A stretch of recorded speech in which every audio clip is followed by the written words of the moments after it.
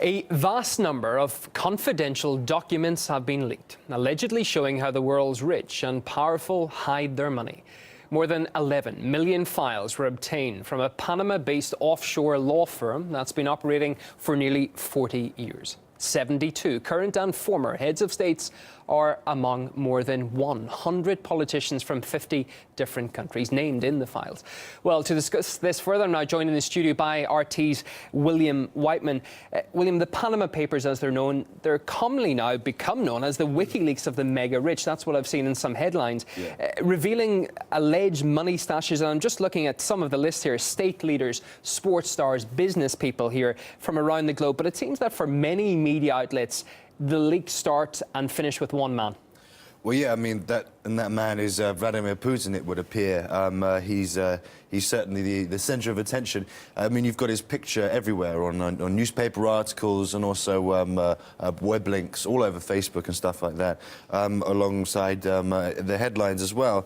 Obviously, this all started from the website of the International Consortium of Investigative Journalists, which broke the news. And right after the main headline, you have this offshore network tied to Putin. Yeah, so you have that in the headlines, but in the actual documents, there's no sign of Vladimir Putin's name. Well, no, I mean, the documents itself, the way that they're organised is you have the main group, which consists of political figures who are directly associated, implicated in the leak. So these include the Argentinian President Mauricio Macri, Ukraine's Petro Poroshenko, and also the Prime Minister of Iceland and the King of Saudi Arabia. And then the second group is where you have people who, or political figures who are associated with the leak by their affiliates. So in this case, we have family members and friends. And so this is where we find Putin. He's in here. So yeah, his name isn't directly mentioned in it. Instead, it's his associates. But this hasn't stopped one German newspaper, which published a leak, from dedicating a very extensive piece to the Russian president. You can check out this sketch here. In it, you can see that there's a Russian doll which has piles of money hidden inside it. So the focusing on Putin over other leaders has perhaps understandably provoked the scorn of some social media users. We can have a listen to some of those reactions now.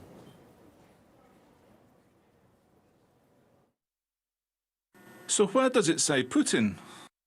This is ridiculous. Who will believe that Western propaganda?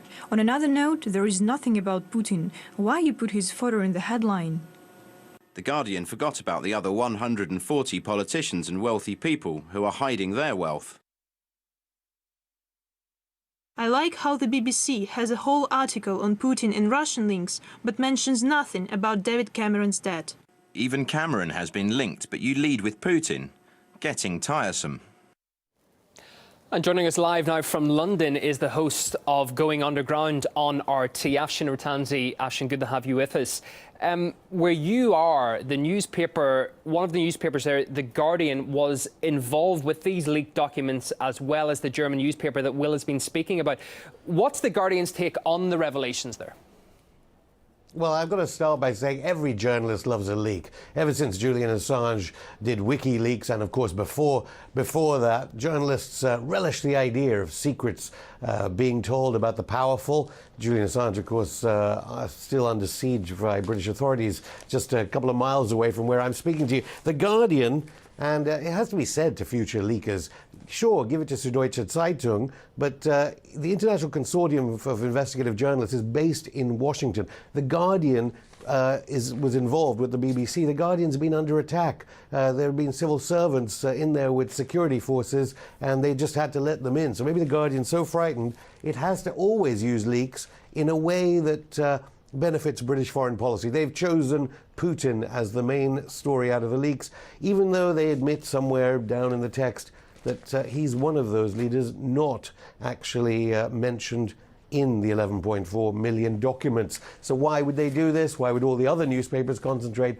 on our British Prime Minister, who, it has to be said, it's not surprising his father would be involved in a tax avoidance scheme. His father was involved in tax and issues of tax.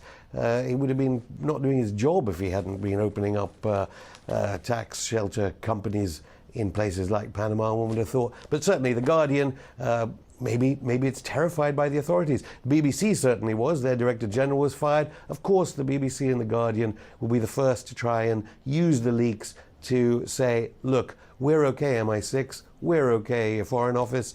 These leaks are nothing about damaging the British establishment.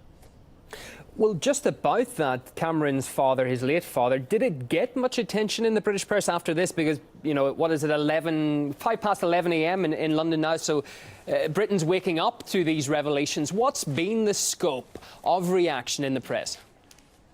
In fairness, the Daily Mirror, Tories, tax haven secrets, Cameron's dad. But why would Cameron's dad not have? And in fact, the deputy chairman of the Conservative Party, a sworn enemy of David Cameron ever since the alleged revelations of Cameron's antics involving a pig. He's involved as well in the leaks. So, so far, nothing really at the nub of what must be at the core of these documents, which WikiLeaks in the past few hours is saying, shall we release them in searchable form? Because they're not available right now. The real nub of this question is the big four accounting firms and how they've been involved. Just in the past 48 hours, Dutch authorities, Dutch financial tax authorities have fined the big four accounting firms. How far are these firms that were the ones auditing the banks that causes the austerity because they had to be bailed out? How are they involved? This is the root problem of these leaks. They expose tax havens, the 1%. No one expects that Jeremy Corbyn, the leader of the British Labour Party, or for that matter Bernie Sanders in the United States, to be using tax haven companies, which is why the Shadow Chancellor's comment today was immediately, this raises serious questions about the tax authorities. Otherwise, the newspapers, except The Guardian, are tending to concentrate on Cameron and celebrities like Lionel Messi, who says he's already going to sue about allegations, and other celebrities. Some big name involved. Will, if I can turn back to you now, you've been taking a look at what's been happening reaction-wise across the Atlantic. No, well, I mean, let's have a look at here. We've got this, I'd like to have a look at this New York Times article, which we specifically have flagged up. You can see that their headline is more general, and it's about other world leaders, but Putin's picture certainly features underneath, and many other outlets have opted to do the same. So the New York Times is even going as far as to bring up the late former Russian press minister, Mikhail Lesin. And but when they talk about the shares of Putin's friend, the cellist Rudigin, his shares in a company which obviously was founded by Lesin. Judging by how many media outlets have handled this massive leak, the full story, unfortunately, remains largely untold. The focus is really being drawn to the Russian president here in this instance. Yeah, it's a multifaceted story, isn't it? William Whiteman speaking to us from the studio, and also from London, RT's going underground house, Afshin Rattansi. Thank you very much for joining us this hour. Well, just some more reaction to this. The Panama-based law firm Mossack Fonseca, where the data came from, has responded to the leak. It said that in 40 years of work, it has never been accused or charged in connection with any criminal wrongdoing.